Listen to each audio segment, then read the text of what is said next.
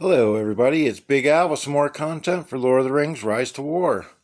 I am going to do a commander's guide on Dain, who is one of the best, in my opinion, the best damage dealer in the game. So let's go into commanders and take a look at him. We'll ignore the gear for the moment because we are going to talk about his skills first. So, as many of you know, Durin's Blood. That is the hardest hitting skill in the game. And that is on every dwarf commander. So, with Durin's Blood, it deals up to 700% physical damage to one or two enemy formations. At level 5, it also gives skill damage plus 10% for 3 rounds. Next, King Under the Mountain, his Respect 4 skill.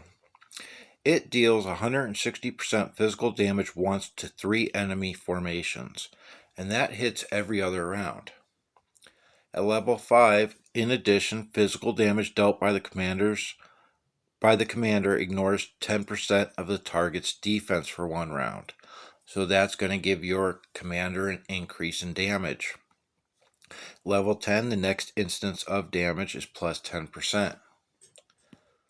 Then his third damage skill is Iron Foot, which is at his top Respect 0 skill.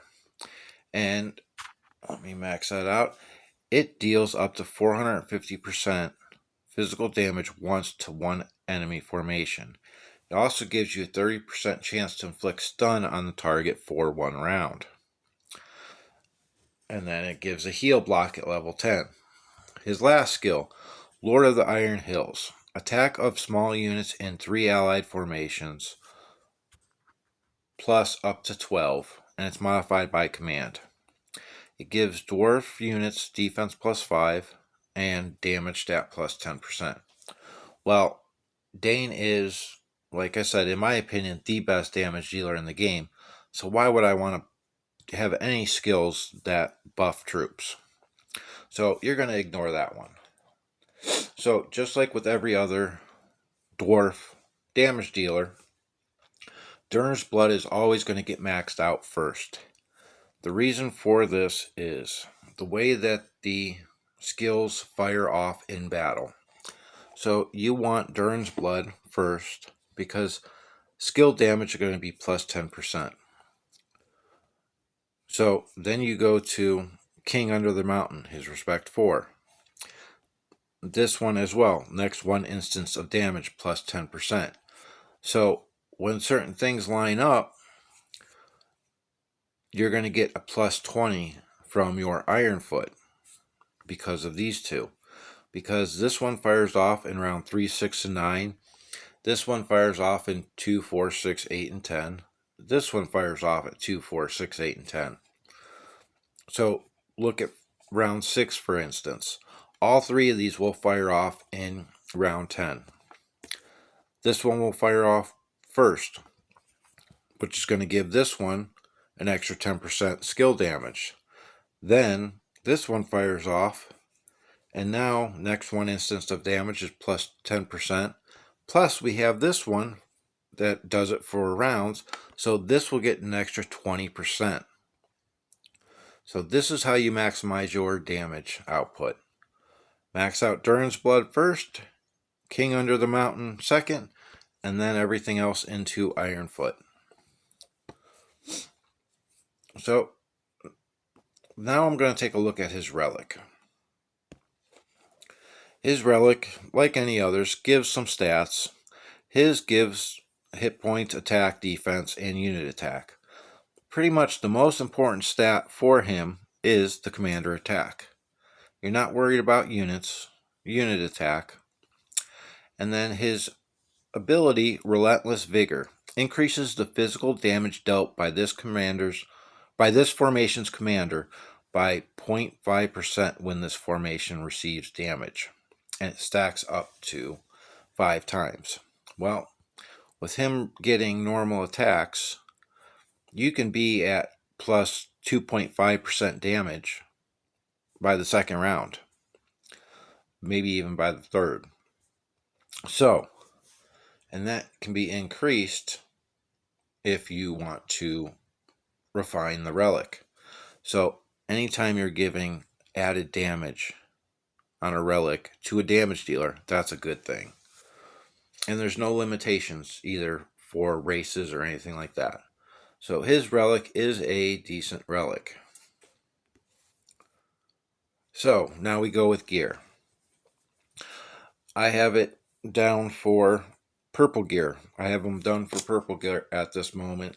And these are all the best in slot items for purple gear. First, I want to talk about the gear set effects. So when we talk about offensive set effects, we are talking about Sharp Blade, Flay, Might, Lord of Arcane, Warcry, Perseverance. So, Lord of Arcane doesn't apply to him because he's not doing focus damage. I am not a fan of Warcry because it is the first 3 rounds. Well, in the first 3 rounds, people have White Council, they have Evade from Undying or Gil. So, to me, that is a wasted set effect. The number 1 for Dain is Might, physical damage dealt by the commander's formation. So that can give 5% for 2-piece sets, 12% for the 4-piece set. That would be his best offensive set effect. Now defensive, you can run a bunch of them. You can run agility so that trying to get him to fire off before some of your enemy commanders. Power overwhelming isn't a bad one. So this one is damage received minus 10% for a 2-piece, 24% for a 4-piece when in stun or madness status. So you will notice especially in non-role play, but even in some role play, speed does matter because that affects the order in which your commanders move, take their turn. Well, Dain is a big target for stun and madness because he is a slow commander. So this effect could help him stay alive. You have fortitude and evasive as well. I think the best defensive 2 would be fortitude or the power overwhelming. Those are my 2 picks that I like to run for my damage dealers if I'm using the defensive set effects. So, again, ignore the set effects when I'm showing you gear. I've already explained which ones are good. I'm just putting gear here to show you what best in slot purple is. So you're wanting items that have commander damage, which would be in the weapon, and you want commander attack as well. Some people will run, say, like a Carver on him. It does give the commander damage, but it doesn't give any commander attack. You need both. Commander damage is very important, but you really do want commander attack too because that's the ability to inflict the damage. Helmet, you want something with commander attack. Scale mail is the best in slot purple because it gives the most commander attack. And then for purple, the bone talisman, it gives the most commander attack. But it gives commander hit points. It doesn't do commander damage. In the accessory slot, the only items that give commander damage are gold items for the accessory slot. So you have the Palantir, the Drums of Barad-dûr. I mean, you have a couple of the focus-based items like the Golden Pipe gives commander damage. The Signet gives commander damage. So I'm going to show you, keep in mind this is Dain, but for me, I have my best in slot gold gear for a damage dealer. I have mine on Gimli because I have his relic and he's a lot higher respect than Dain. But these are the items that I would also put on Dain if he was my best damage dealer. You have the Axe of Khazad-dûm. You have the Cask of Pride. I like running a defensive armor on my damage dealer. to help keep the troops alive, which in turn will keep my commander alive.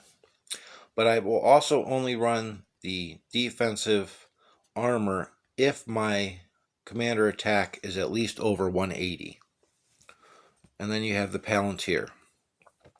So, as I said, these are the set effects that I could make, but these are the ones that I think are the best defensive ones for a damage dealer, and that's the Fortitude and the Power Overwhelming. So imagine that set on Dain. So, there you go. Obviously, Dain's the damage dealer, he's a dwarf. I showed you the order on the skills, which I'll go over one more time. You want to max out Durin's Blood first, then King Under the Mountain, and then Ironfoot. You want items that give commander attack and commander damage when possible. So, that's all I got for you today. As always, make the most out of what you got.